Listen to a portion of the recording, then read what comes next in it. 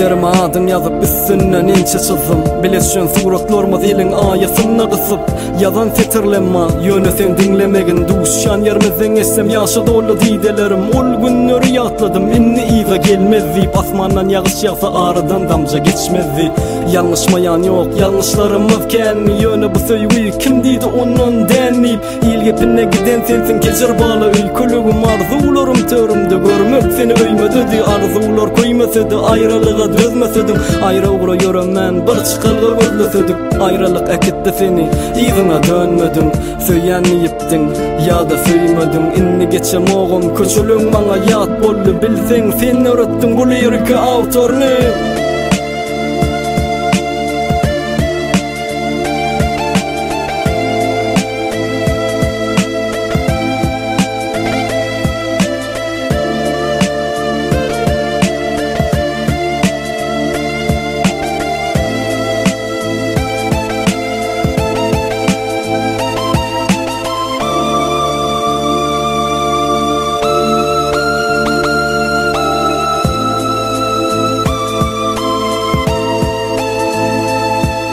ayrılık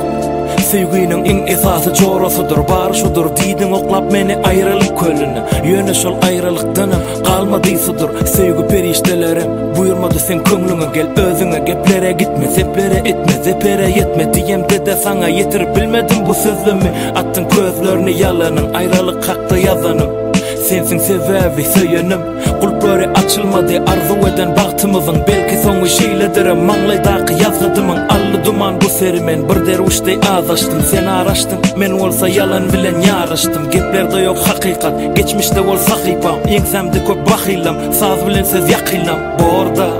sen kutsal lirikan nokut koyanıma nokutlarımın izi ken